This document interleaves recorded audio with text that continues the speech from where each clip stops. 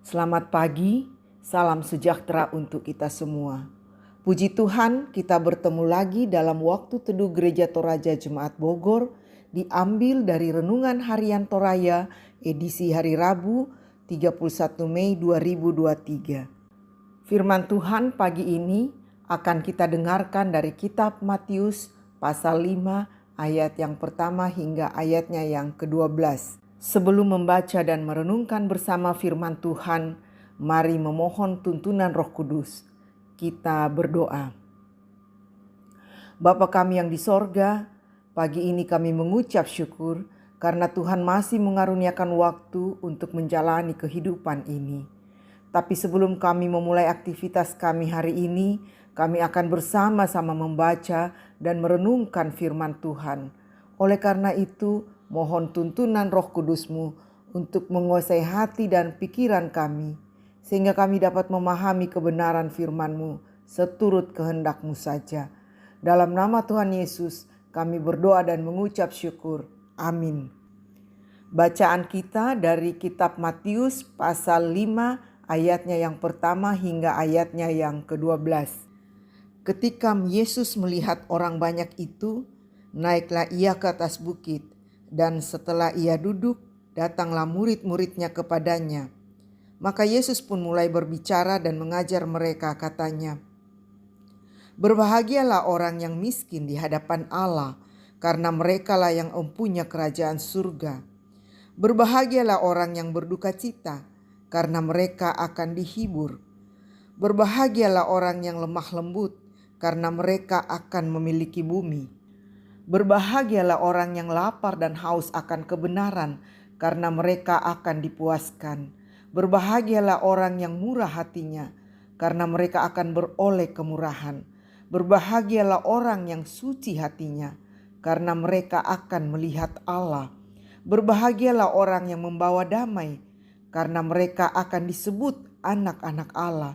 Berbahagialah orang yang dianiaya oleh sebab kebenaran, karena merekalah yang empunya kerajaan surga. Berbahagialah kamu jika karena aku kamu dicela dan dianiaya, dan kepadamu difitnahkan segala yang jahat. Bersukacita dan bergembiralah, karena upahmu besar di sorga, sebab demikian juga telah dianiaya nabi-nabi yang sebelum kamu. Amin. Judul renungan kita pagi ini, berbahagialah, mau Pak. Kalau kita browsing di internet melalui Google, kita akan menemukan ada begitu banyak tulisan atau kutipan-kutipan tentang kebahagiaan. Baik untuk mengutip, misalnya ungkapan dari Dennis Waitley, "Happiness cannot be traveled to, owned, earned, won, or consumed. Happiness is the spiritual experience of living every minute with love, grace, and gratitude." Kebahagiaan tidak dapat dilalui, dimiliki, diperoleh, dipakai, atau dikonsumsi.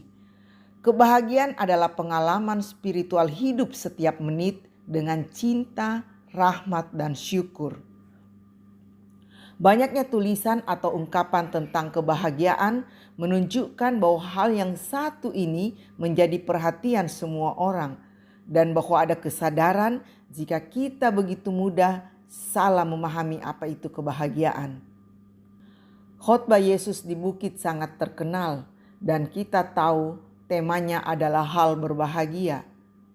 Ajaran Yesus yang disampaikan melalui ungkapan-ungkapan yang mengandung kebaruan, novelty pada masanya, menempatkan hal berbahagia itu dalam konteks kerajaan sorga.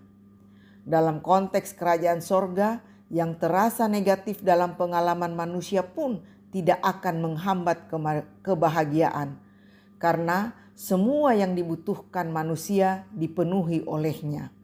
Orang berduka akan dihibur, orang dicela dan teraniaya karena namanya adalah pewaris kerajaan Allah. Itu artinya kebahagiaan sejati adalah kebahagiaan sebagai warga kerajaan sorga.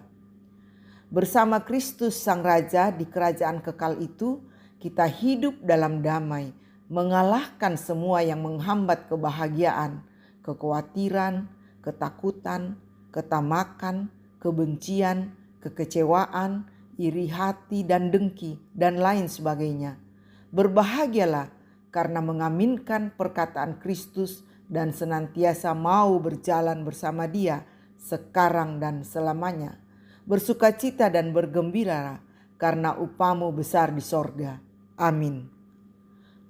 Mari kita berdoa. Tuhan Bapa dalam surga, terima kasih untuk firman yang sudah kami dengarkan. Mampukan kami untuk hidup seturut kehendak Tuhan, senantiasa berjalan bersama Tuhan, sehingga kami dapat merasakan kebahagiaan yang sesungguhnya.